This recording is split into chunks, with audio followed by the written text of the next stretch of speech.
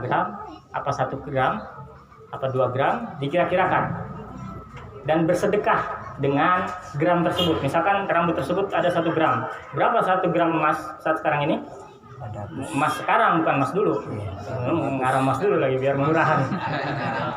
Emas sekarang ini, misalkan emas sekarang ada yang 400.000, ada yang 800.000, kan beda-beda. Kemudian dari rambut yang ada yang dipotong tadi, makanya dikumpulin tadi, kan dikira-kirakan apa 1 gram atau 2 gram, kan baru keluarkan rezeki berupa harga emas. Misalkan 1 gram mau berarti 800.000. Ini bersedekah, bagi-bagi. Terus apa lagi tuh? Tasaddaqi biha zahaban. Terus apa lagi? Kalimatnya lupa. Intinya, dan berikanlah kaki rijal akikah bagi orang yang membantu melahirkan, dan berikanlah kaki kambing yang kita untuk akikah terhadap orang yang bantu persalinan, misalkan bidan atau dokter, cari tahu. Tujuan apa? Berbagi kebahagiaan. Namanya kita mendapatkan rezeki daripada Allah yang nggak pernah kita kira-kira, nggak pernah bisa kita duga-duga, ya kan? Dan kalau kita misalkan buat sendiri itu nggak bisa, itu artinya semua daripada Allah Subhanahu Wa Taala, ya kan? Kita berbagi kebahagiaan terhadap orang, khusus terhadap yang membantu persalinan tersebut. Berikan rijal akikah, kaki kambing. Kambing yang untuk akikah itu berikan terhadap dia yang membantu. Ini sunnah daripada Nabi Muhammad SAW. Berbagi kebahagiaan. Bersyukur dengan berbagi kebahagiaan. Setelah adanya bersyukur, baru Allah Subhanahu Wa Taala akan menambahkan daripada nikmatnya daripada Allah Subhanahu Wa Taala. Yang syakartum lazidannakum. Kita bersyukur, pasti Allah akan tambah. Itu daripada sunnah Nabi besar Muhammad Sallallahu Alaihi Wasallam. Nah, terkadang orang belum paham, termasuk bidannya atau dokternya atau parajinya nggak paham dibagi kaki kambing ini apa nih gitu, bingung gitu. Karena jarang yang menyampaikan gitu. Jadi itu dari yang rambut yang dipotong itu dikira-kirakan berapa gram, apabila 1 gram ya berarti 7-800.000, berbagi sedekah. Kapan? Ketika kita ada rezeki, nggak harus maksa harus besok atau ntar nih, sekarang juga nggak begitu. Harus kalau lagi ada rezeki lebih, baru kita berbagi kebahagiaan dengan niatan yang baik terhadap anak tersebut. Atau misalkan anak tersebut harapannya, namanya anak kan harapan, ya kan, jadi anak yang soleh ataupun anak yang solehah. Kemudian juga dianjurkan oleh para ulama untuk sering-sering membacakan surah Inna Anzalna fi Lailatul Qadar di kepalanya. Sering-sering terhadap anak tersebut dibacakan surat Inna Anzalna fi Lailatul Qadar di kepalanya sampai habis tuh. Inna Anzalna fi Lailatul Qadar terus sampai habis. Kemudian juga dianjurkan terhadap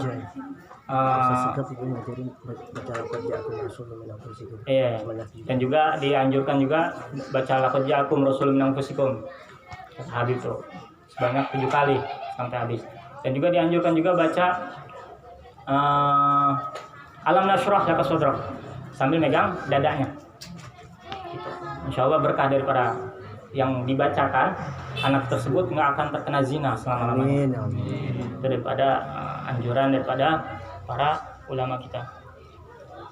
Itu saya. Bismillahirrahmanirrahim. Melanjutkan daripada pelajaran Akhlaqul Banin, yang mana alhamdulillah kita sudah masuk daripada juz 2, dan banyak juga kemanfaatan yang kita ambil daripada juz 1. Lanjutkan daripada pelajaran sedikit karena udah malam. Bismillahirrahmanirrahim. Wa innan nas la yanzuruna ila jamali wajhik wala jiddati thiyabik walakinnahum yanzuruna ila akhlaqik. Kama qala asy-sya'ir la tanzurunna li athwabi ala ahadin in rumta ta'rifuhu fanzur ila al-adabi. Fal'udu law lam tafuh minhu rawaihahu lam yafriqin nasu bainal 'udi wal hatabi. Sesungguhnya orang itu, mereka itu enggak melihat daripada kerennya pakaian yang kita pakai. Mereka nggak ngelihat daripada ketampanan wajah yang kita punya. Akan tetapi orang itu kalau ngelihat kita dengan bagaimana akhlak dan perilaku kita. Sebagaimana syair Arab mengatakan, janganlah kalian melihat bagusnya daripada baju orang yang dipakai. Mana bebasnya? Kalau kamu menghendaki mengenali dia bagaimana, maka lihatlah adabnya. Kalau adabnya bagus berarti dia bagus. Wal'ud lam tafuh min hurwaiha. Jika kayu gahru itu enggak mengeluarkan aromanya, maka manusia enggak akan bisa membedakan mana kayu gahru dan kayu biasa. Maksudnya gimana? Ya kayu sama enggak? Kayu gahru sama. Dengan kayu biasa itu sama, tapi dengan membedakan keduanya itu, kayu gahru mengeluarkan semerbaknya. Gitu. Sama dengan manusia. Kita sama, manusia itu sama. Bentukannya sama, yang laki dan yang perempuan sama. Tapi untuk membedakan kita dengan kita adalah akhlak kita. Wajib mempunyai akhlak itu wajib. Gitu. Bahkan dikatakan akhlak terlebih dahulu sebelum ilmu. Jangan berbangga kita punya ilmu, sebab iblis pun berilmu. Iblis lebih berilmu dibanding kita. Iblis lebih berilmu. Tapi kenapa dia dilaknat? Karena sombong. Nggak mau menaati perintahnya Allah Subhanahu wa Ta'ala. Merasa bangga. Oh, saya dari api, sedangkan Nabi Allah Adam dari tanah. Mungkin berbangga dengan dirinya sendiri, sombong. Gitu. Makanya wajib berakhlak itu wajib. Tugas kita berbuat baik. Ya kan? Sering anak katakan tuh, terhadap orang tua siapapun kita pemuda, ya kan? Udah bisa membedakan kira-kira mana baik, mana buruk, mana benar, mana nggak benar. Ketika kita melihat kekurang beneran di orang tua, wajib kita menghormati dia. Kita melihat nih orang tua kayaknya kurang benar. Tugas kita satu, kita wajib menghormatin dia. Jangan dibenerin. Kalau dibenerin orang tua tersebut bukan kelas kita, tapi kita wajib menghormati dia. Kita melihat orang tua ini misalkan pengetahuannya di bawah kita, tetap kita wajib menghormati dia. Bahkan ada orang sekarang ini kalau mau salaman sama orang tua nggak mau cium tangan, ya kan? Nggak boleh begitu. Wajib mencium tangan. Sering juga dikatakan kalau misalkan orang tua kita ngajakin ngobrol, orang tua duduk, kita diri, kita duduk. Itu ihtiraman, penghormatan. Itu adab. Orang tua duduk, ngajak ngobrol kita yang lagi diri, kitanya duduk. Orang tua diri, ngajak ngobrol kita yang lagi duduk, kitanya diri. Wajib, itu hal yang sepele tapi mempunyai efek samping terhadap kehidupan kita kelak. Harus kita menghormati, wajib kita menghormati siapapun. Tugas kita berbuat baik terhadap siapapun.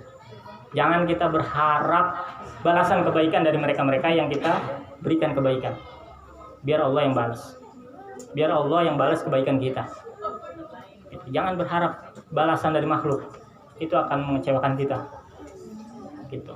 Biar kita berharap Allah yang balas kebaikan kita.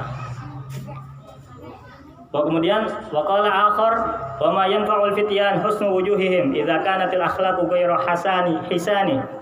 Dan juga syair Arab mengatakan enggak bermanfaat bagi pemuda yang mukanya tampan tapi akhlaknya enggak baik. Jadi enggak manfaat. Tampan doang tapi akhlaknya enggak ada. Gitu. Wa kadzalikal ilmu la yanfa'u ma'a su'il khuluq wal alimus sayyi'u al akhlaq makruhun indan nas aktsaru minal jahil. Dan juga ilmu yang kita punya itu enggak akan bermanfaat kalau kita mempunyai perilaku buruk. Perilaku kita jelek, perilaku kita buruk itu enggak akan bermanfaat daripada ilmu yang kita punya. Enggak memberikan efek samping, enggak memberikan keberkahan daripada ilmu yang kita punya kalau perilaku kita buruk. Wal alimu sayyi'u al akhlaq makruhun indan nas aktsaru minal jahil. Dan juga orang yang alim yang punya perilaku enggak bagus, orang yang alim yang akhlaknya kurang bagus itu dibenci.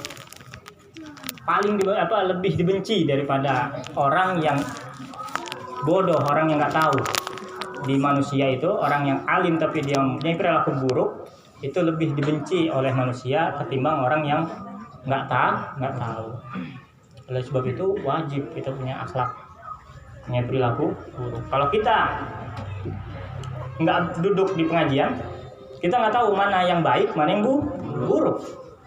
Kita ngerasa ini baik, padahal buruk.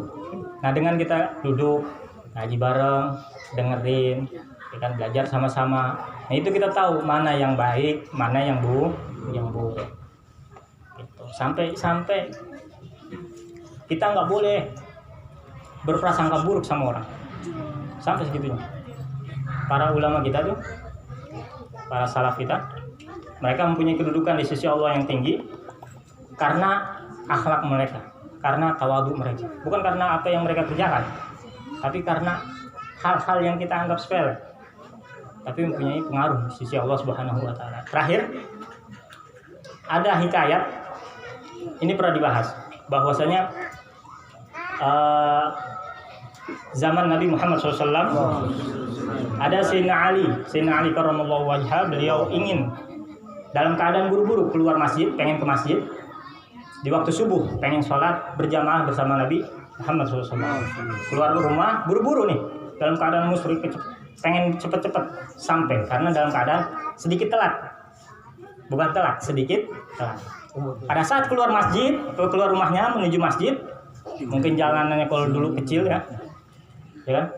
Di depan Sayyidina Ali ada bapak-bapak, ada syekh, ada orang tua, ada kakek-kakek. Yang namanya kakek-kakek kalau jalan bagaimana? Kalau kita jalan pelan-pelan. Jalannya pelan. Dan pelan. Ada Sayyidina Ali ini ihtiraman, menghormatin kakek-kakek tersebut, sehingga nggak dibalap nih kakek-kakek tersebut.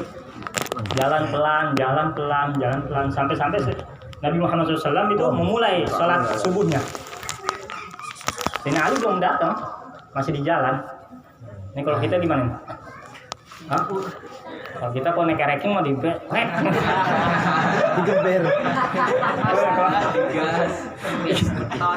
Kalau naik ranking gitu-gitu enggak? Enggak, ini Sayyidina Ali enggak dibalap sama sekali. Ihtiraman, menghormati kakek-kakek tersebut. Nabi besar Muhammad SAW sudah mulai sholat subuh. Pada saat ruku, Sayyidina Ali sudah sampai di masjid. Jadi sudah sampai depan masjid, ya kan? Ini kakek-kakek tersebut nggak masuk ke masjid. Dikira Sayyidina Ali adalah orang muslim, nggak taunya orang Nasrani. Nggak masuk ke masjid, dia lurus saja. Tapi Sayyidina Ali nggak kesel wala apa. Dan dia mendapati Nabi Muhammad SAW sedang ruku yang pertama. Kemudian Sayyidina Ali sholat ruku, mendapati rakaat pertama. Makanya kalau kita dapat ruku pertama, maka kita dapat rakaat pertama. Kalau kita nggak dapat ruku bareng imam, maka kita nggak dapat rakaat pertama. Kemudian setelah sholat salam, para sahabat bertanya, wahai Rasulullah, wahai Nabiullah, kenapa kok sholat pada saat ruku itu lama banget, nggak seperti biasanya? Apa kata Nabi SAW? Pada saat saya lagi ruku, saya membaca Subhana Rabbiyal Azim sebagaimana saya baca, kata Nabi SAW. Datang malaikat Jibril, membentangkan sayapnya di atas punggung saya, sehingga saya nggak bisa bangkit dari ruku. Kenapa demikian? Kata para sahabat, saya nggak menanyakan hal itu. Setelah Nabi Muhammad SAW bicara demikian, saya nggak menanyakan hal itu, datang Sayyidina Jibril. Malaikat Jibril datang, menjelaskan apa yang terjadi. Wahai Nabi Muhammad, sesungguhnya Sayyidina Ali ingin pergi ke masjid, sholat bersama engkau, dalam keadaan buru-buru.